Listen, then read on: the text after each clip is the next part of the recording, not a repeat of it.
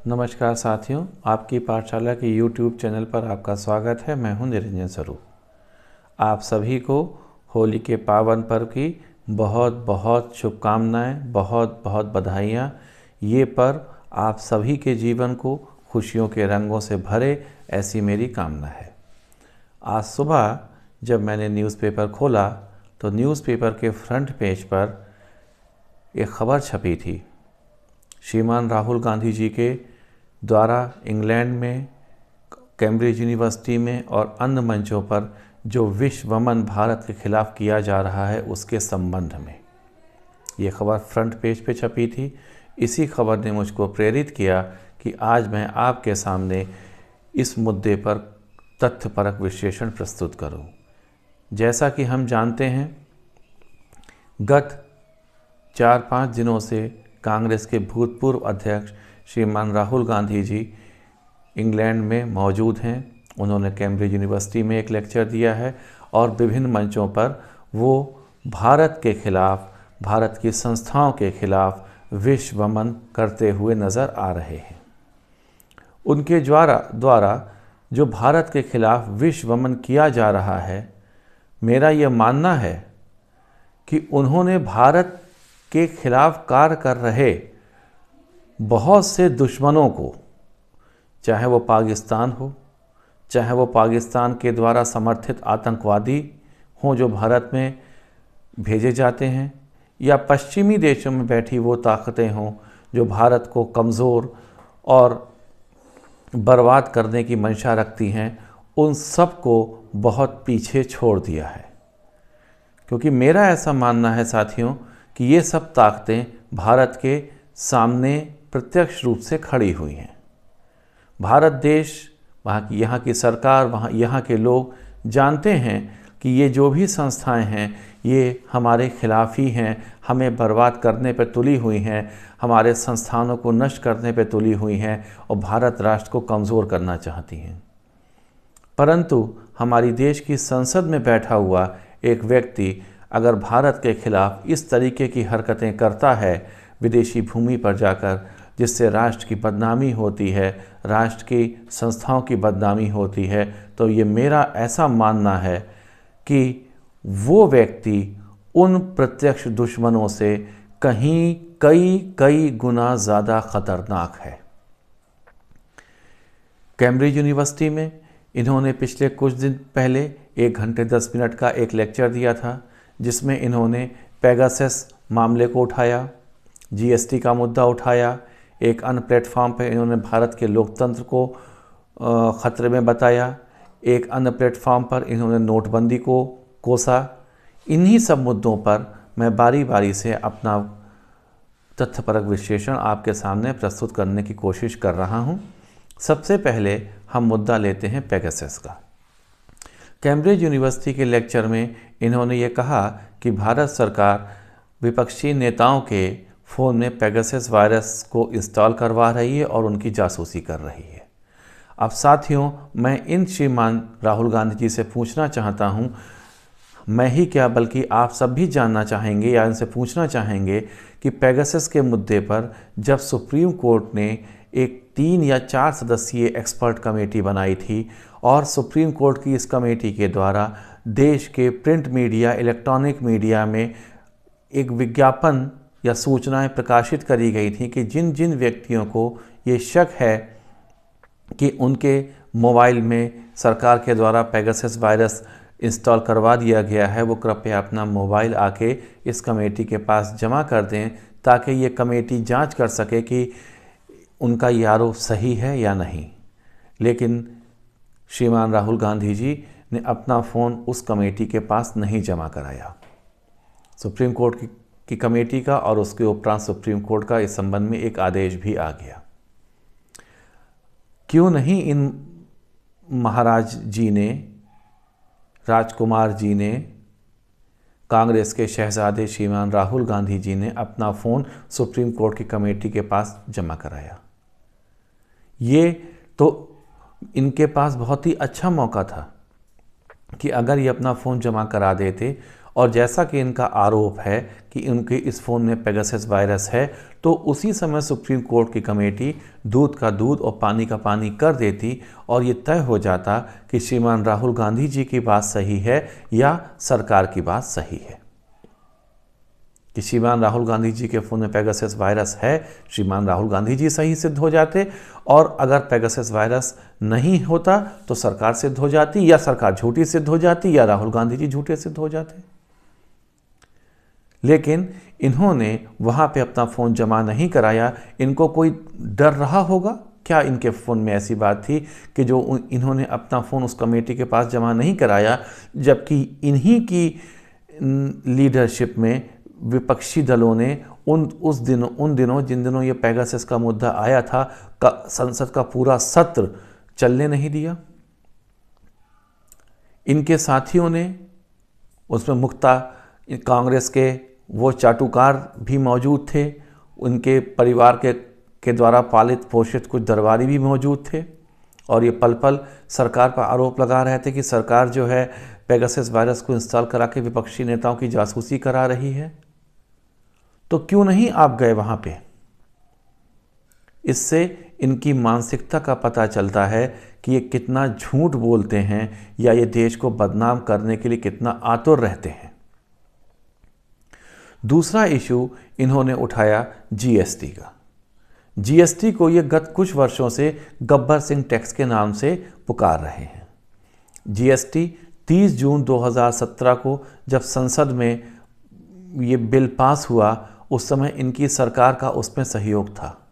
ये एक संविधान संशोधन के विधेयक के माध्यम से 2/3 बहुमत से संसद द्वारा पास किया गया, और उसके उपरांत राष्ट्रपति महोदय के हस्ताक्षर से ये कानून बना।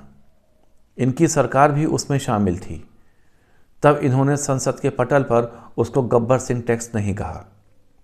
लेकिन अब विदेशों की भूमि पर जाकर एक ऐसी टैक्स व्यवस्था को, एक ऐसे टैक्स रिजीम को, जिसके कारण से अगर हम देखें पिछले कुछ महीनों से 1.5 लाख करोड़ रुपए महीने की आय सरकार को हो रही है। हर व्यापारी जो जीएसटी के दायरे में आता है वो इस समय टैक्स भर रहा है। ये पैसा देश के विकास में लग रहा है। उस टैक्स रिजीम को ये गब्बर सिंह कहते हैं, जो कि एक लुटेरा था, डाकू था, हत्यारा था। इनका कहने का मतलब ये है कि वो टैक्स सिस्टम जो देश की एक आय का जरिया बना है, जिसमें शामिल होकर देश का हर व्यापारी ईमानदारी से टैक्स दे रहा है या उसकी तरफ बढ़ रहा है या भविष्य में टैक्स देने की कोशिश करेगा, वो व्यक्ति उस सिस्टम में, जिसको ये हत्यारा कह रहे हैं, गब्बर सिंह कहकर लुटेरा कह रहे हैं, डकैत कह रहे हैं, क्या ये कहना चाहते हैं? देश की इनकम जिस टैक्स रिजीम के कारण बढ़े, जो पैसा देश के विकास में लगे, वो सिस्टम हत्यारा होता है? कि क्या इनकी मानसिकता है? राहुल गांधी जी, आप किस मानसिकता से ग्रसित हैं? ये पैसा देश में लग रहा है। 1.5 लाख करोड़ रुपए प्रति माह की जीएसटी से इनकम, व्यापारियों के माध्यम से जो टैक्स जमा हो रहा है, ये कब देश ने इतना बड़ा टैक्स सिस्टम के जरिए एक इनकम देखी थी? और उसको आप गब्बर सिंह टैक्स कहते हैं? ये तो आपके अत्यधिक निम्न स्तर के मानसिक स्तर को व्यक्त करता है।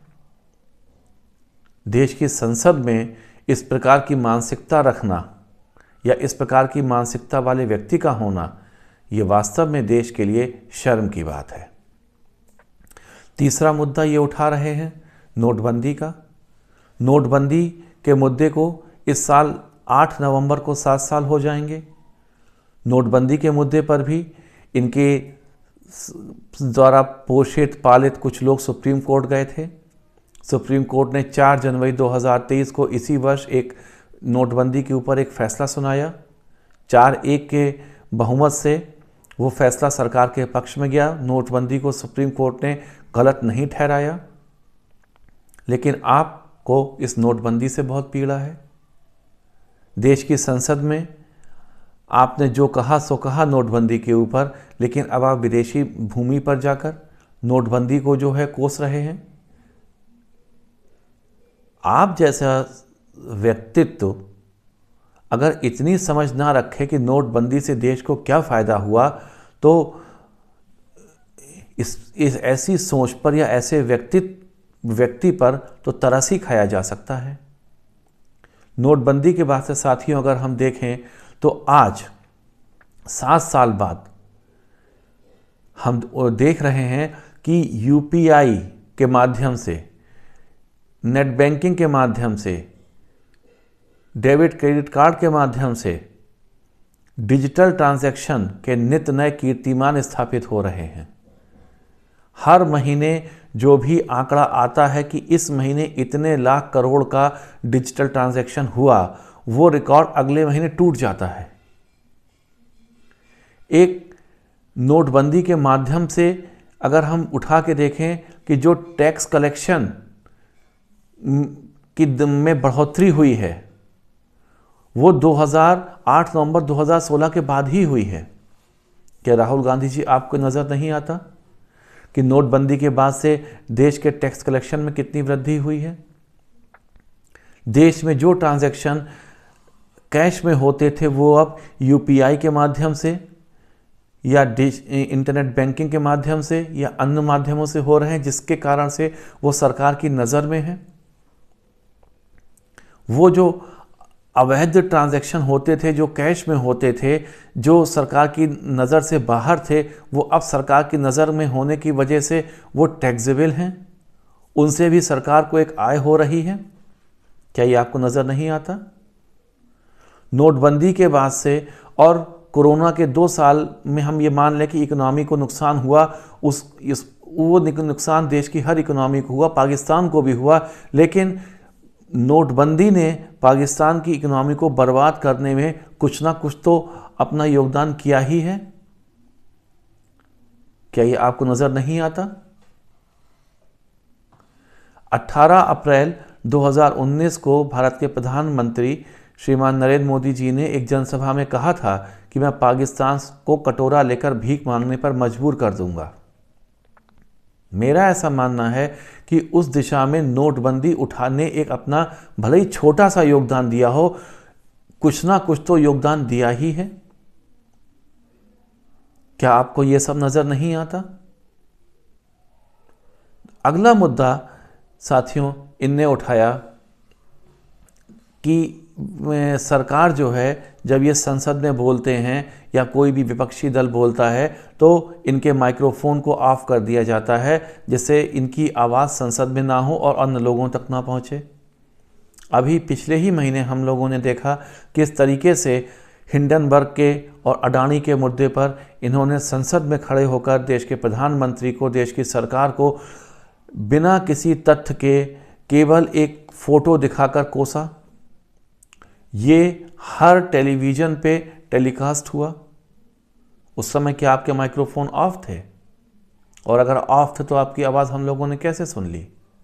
श्रीमान राहुल गांधी जी, आप 19 साल से, इस साल मई में आपको 19 साल संसद में हो जाएंगे संसद सदस्य के रूप में, लेकिन मुझे ये कहने में कोई गुरेज नहीं है कि आपको आपके व्यक्तित्व में ज़रा सी भी परिपक्वता नहीं है कि आप क्या कह रहे हैं। देश की जनता आपको संसद के पटल पर चिल्लाते हुए देख रही है, आप किस तरीके से चिल्ला रहे हैं, और आप कह रहे हैं कि सरकार जो है वो माइक्रोफोन ऑफ कर देती है जिससे आपकी आवाज़ जो है वो संसद में ना हो और बाहर ना जाए। इस संबंध में राज्यसभा के उपसभापति जी का भी बयान आया है, जिन्होंने आपकी बात को निराधार, तथ्यहीन और बचकाना करार दिया है। क्या आप भारत देश की इमेज विदेशी भूमि पर जाके शो करना चाहते हैं, दिखाना चाहते हैं? क्या आपकी इन हरकतों से कोई आपको देश प्रेमी कहेगा, देश का भला चाहने वाला कहेगा? साथियों, कैम्ब्रिज यूनिवर्सिटी में इन्होंने अपने लेक्चर में कश्मीर में जो पाकिस्तान के द्वारा पोषित आतंकवाद है उसको सिर्फ एक इंसर्जेंसी की प्रॉब्लम कहा। क्या श्रीमान राहुल गांधी जी, ये सिर्फ एक इंसर्जेंसी की प्रॉब्लम है? क्यों डर रहे थे आप ये कहने से कि कश्मीर में जो कुछ भी समस्या है वो पाकिस्तान के द्वारा पोषित आतंकवाद के कारण है? क्या रिश्ता है आपका पाकिस्तान से? क्यों आपका परिवार और आप आतंकवादियों के प्रति या आतंकवादियों को जो देश पोषित कर रहे हैं उनके प्रति इतने नर्म हो जाते हैं? बाटला हाउस एनकाउंटर में आपकी माताजी जब कोई आतंकवादी मारा जाता है तो रोने लगती हैं, उनके आंसू निकलते हैं। पुलवामा के शहीदों को आप कैम्ब्रिज में जाके कहते हैं कि वो एक कार बम ब्लास्ट में मारे गए, लेकिन ये नहीं कहते हैं कि वो एक आतंकवादी घटना थी। क्या आप जाके देश की इमेज को दुनिया के सामने प्रस्तुत करना चाहते हैं? कुछ तो सीखिए, आप 19 साल से संसद में हैं। साथियों, एक बात ये कई सालों से कह रहे हैं कि इस देश में लोकतंत्र खतरे में है। कौन सा लोकतंत्र खतरे में है श्रीमान राहुल गांधी जी? लोकतंत्र अगर खतरे में होता तो आप 2019 के शुरुआत में और 2018 के आखिरी कुछ दिनों में गली गली सड़क सड़क पर चौकीदार चोर है के नारे नहीं लगवा पाते। अगर लोकतंत्र खतरे में होता तो अभी आपने जो कन्याकुमारी से और कश्मीर में श्रीनगर तक भारत जोड़ो यात्रा की जो नौटंकी करी है वो आप ना कर पाते। राहुल गांधी जी, लोकतंत्र खतरे में नहीं है। लोकतंत्र खतरे में आपकी नज़र में इसलिए है क्योंकि अब आपका परिवार सत्ता से बेदखल हो चुका है और भविष्य में भी ऐसी कोई उम्मीद की किरण नज़र नहीं आती है कि आपका परिवार का कोई व्यक्ति देश के प्रधानमंत्री के रूप में सत्ता पे काबिज हो पाएगा या आपका परिवार ऐसे किसी व्यक्ति को प्रधानमंत्री बना पाएगा जो आपके परिवार की हाथ की कठपुतली हो और आप या आपकी माता जी या आपकी बहन जी एक सुपर प्राइम मिनिस्टर बन जाएं। साथियों, इनके परिवार की सत्ता के प्रति आसक्ति को अगर आपको जानना है तो इस संबंध में इन्हीं के परिवार की एक महिला श्रीमती नयनतारा सहगल, नयनतारा सहगल जी का एक लेख 1 जनवरी 1984 को एक तथाकथित वामपंथी पत्रिका, देश के वामपंथियों को मैं वास्तविक वामपंथी नहीं मानता हूं, इसलिए मैं इन वामपंथियों के लिए तथाकथित वामपंथी शब्द यूज़ करता हूं, और तथाकथित वामपंथियों की पत्रिका सेमिनार में प्रकाशित हुआ है। उस पत्रिका में प्रकाशित इस लेख में नयनतारा सहगल जी, और नयनतारा सहगल जी देश के प्रथम प्रधानमंत्री पंडित जवाहरलाल नेहरू जी की बहन विजय लक्ष्मी पंडित जी की बेटी हैं।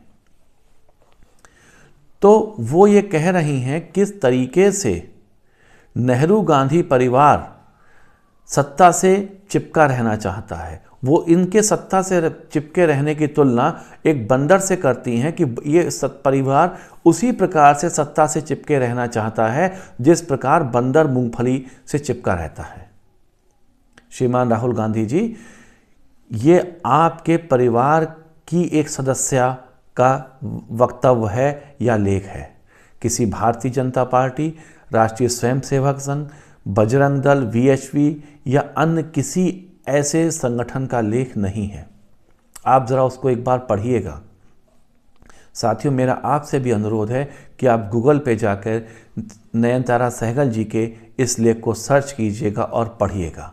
इस लेख में वो बताती हैं किस तरीके से पंडित जवाहरलाल नेहरू जी के कार्यकाल में ही एक योजना बन गई थी कि श्रीमान नेहरू जी को ही इस देश का सर्वे सर्वा जनता के सामने दिखाना है।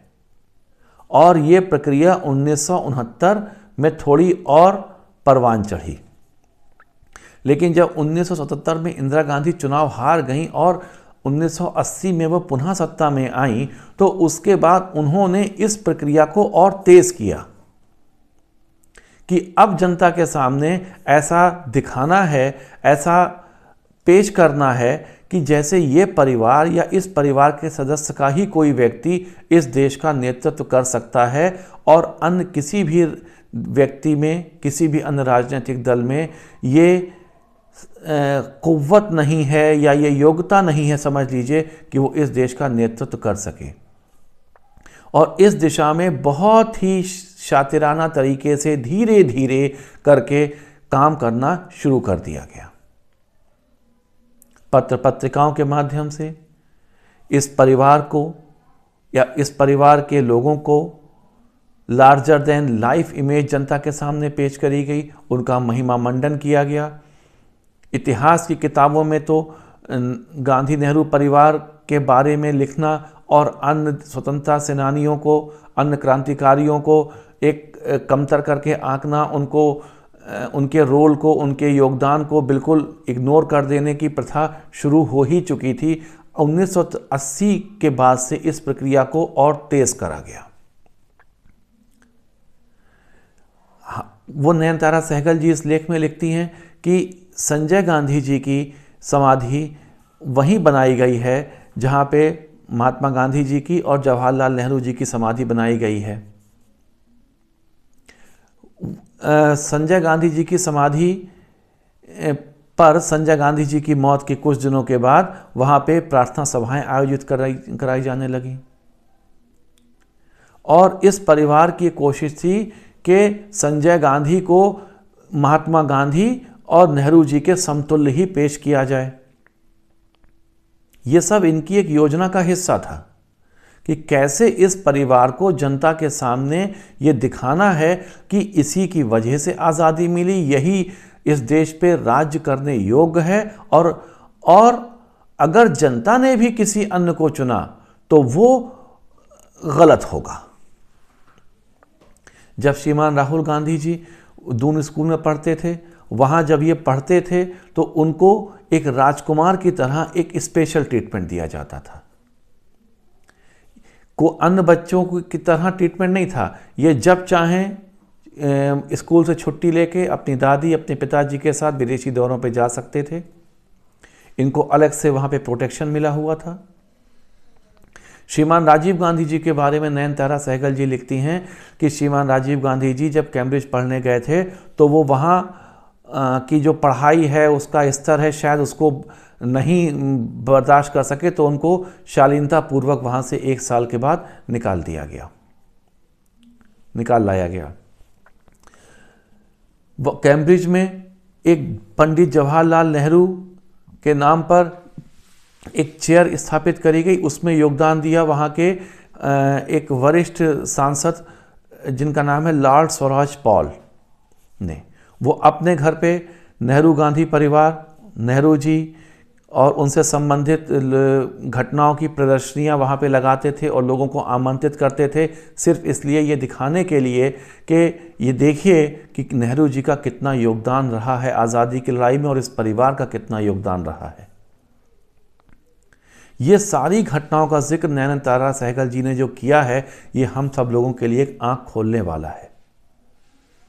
और श्रीमान राहुल गांधी जी इसी सेल्फ एंटाइटलमेंट की भावना से ग्रसित हैं। उनको या उनके परिवार को ये लगता है कि चूंकि वो सत्ता में नहीं हैं तो लिहाजा देश का लोकतंत्र खतरे में है। 2018 में कांग्रेस के अधिवेशन में जो बंबई में हुआ था, वहाँ पे सोनिया गांधी जी के द्वारा ये कहा गया था कि मैं मोदी को या हम मोदी को सत्ता से उखाड़ के फेंक देंगे। ये उनके ये शब्द एक घमंड का द्योतक थे। जब चुनाव का 2019 का रिजल्ट आ गया, उसके बाद भी सोनिया गांधी जी के द्वारा एक वक्तव्य दिया गया कि आज देश हार गया। देश हार गया यानी कि अगर आपको हरा दिया लोगों ने आपके कुकर्मों की वजह से, आपके परिवार के द्वारा करी जा रही लूट खसोट की वजह से, और एक पिछड़ी जाति के चाय बेचने वाले व्यक्ति को अगर प्रधानमंत्री इस देश ने चुना प्रचंड बहुमत से, तो देश हार गया। वही लोग अगर आपको वोट दें तो देश जीतता है, और अगर आपके अतिरिक्त किसी अन्य को वोट दें तो वो देश हार जाता है। ये मानसिकता थी इनकी माताजी में, और ये मानसिकता ही इस परिवार में अतः इनके अंदर कूट कूट के भरी हुई है। और इसीलिए ये विदेशी मंचों पे जाके ये प्रलाप करते हैं कि भारत का लोकतंत्र खतरे में आ गया। राहुल गांधी जी, लोकतंत्र खतरे में है, बिल्कुल है, क्योंकि उस लोकतंत्र ने आपको, आपके परिवार को सत्ता से बेदखल कर दिया है। इसीलिए लोकतंत्र खतरे में है। और देश की संस्थाएं इसलिए खतरे में हैं क्योंकि वहां से आपके द्वारा पालित पोषित लोगों को हटा दिया गया है। साथियों, इनके परिवार ने किस तरीके से देश की संवैधानिक संस्थाओं को अपना गुलाम बना के रखा था, उसके भी कई उदाहरण आपको देखने को मिल जाएंगे। धारा 35 से पंडित नेहरू के द्वारा संविधान में जोड़ी गई तो संसद के पटल पर वो विधेयक नहीं रखा गया। उस समय के राष्ट्रपति डॉक्टर राजेंद्र प्रसाद जी को थोड़ा दबाव में लेकर एग्जीक्यूटिव ऑर्डर से वो 35A भारत के संविधान में जुड़वाया गया। क्या क्या नहीं करा गया है इनके परिवार के द्वारा देश की आज़ादी के चंद सालों के ही बाद से। मैंने अपने पिछले वीडियो में आपके सामने जिक्र किया था किस तरीके से इन्होंने न्याय प्रणाली, सुप्रीम कोर्ट में और हाई कोर्ट्स में जो जजेस नियुक्त होते हैं उसमें दखलंदाजी करी। अपने सांसद को जब चाहा जज बनवा दिया, जब जो जज से रिटायर हो गए फिर सांसद बनवा दिया। हर संस्था को, चाहे वो देश के विश्वविद्यालय रहे हों, चाहे वो देश के किताबों में इतिहास को तोड़ मरोड़ के प्रस्तुत कराना हो, हर काम इनके परिवार के द्वारा किया गया सिर्फ इसलिए कि ताकि दुनिया के सामने, देश के लोगों के सामने ये एक इमेज प्रस्तुत की जा सके कि केवल और केवल यही परिवार इस देश पे राज करने के योग्य है। और आप राहुल गांधी जी कहते हैं देश का लोकतंत्र खतरे में है। अभी कुछ दिनों पहले ही एक तस्वीर वायरल हो रही है जिसमें 80 साल से ऊपर जो आपके वर्तमान कांग्रेस अध्यक्ष खड़गे जी हैं वो एक तरफ खड़े हैं और छत्तीसगढ़ के मुख्यमंत्री भूपेश बघेल जी एक तरफ खड़े हुए हैं और धूप में छाता लिए एक अर्दली केवल आपकी माता जी के ऊपर छतरी लगाए खड़ा हुआ है। ऐसा प्रतीत होता है उस फोटो से कि आपकी माता जी इस देश की साम्राज्ञी हैं और छत्तीसगढ़ के चुने हुए मुख्यमंत्री या कांग्रेस के अध्यक्ष जो 80 साल से ऊपर के हैं वो उनके अधीनस्थ हैं। ये लोकतंत्र है आपके यहाँ, ये लोकतंत्र है आपकी पार्टी में। ऐसा लोकतंत्र श्रीमान राहुल गांधी जी देश अब बर्दाश्त नहीं करेगा। और अगर आपकी नज़र में इस देश का लोकतंत्र खतरे में है तो ये अच्छा है और ये अच्छा ही रहेगा, ऐसा मेरा मानना है। देश की जनता अब एक ऐसे व्यक्ति को जो फ्यूडल मानसिकता से ग्रसित हो उसको देश का प्रधानमंत्री नहीं स्वीकार करेगी।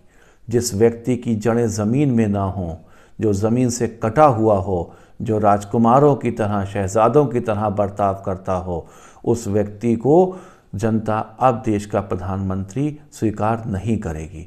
तो अतः श्रीमान राहुल गांधी जी, देश का लोकतंत्र अभी आपकी नज़र में अगले कई सालों तक खतरे में रहेगा। साथियों, आज के अंक में इतना ही। अगले अंक में मैं किसी अन्य विषयों के साथ आपके समक्ष प्रस्तुत होऊंगा। तब तक के लिए नमस्कार। मेरा आपसे अनुरोध है कि आप इस चैनल को देखिए, लाइक कीजिए और सब्सक्राइब ज़रूर कीजिए। नमस्कार साथियों।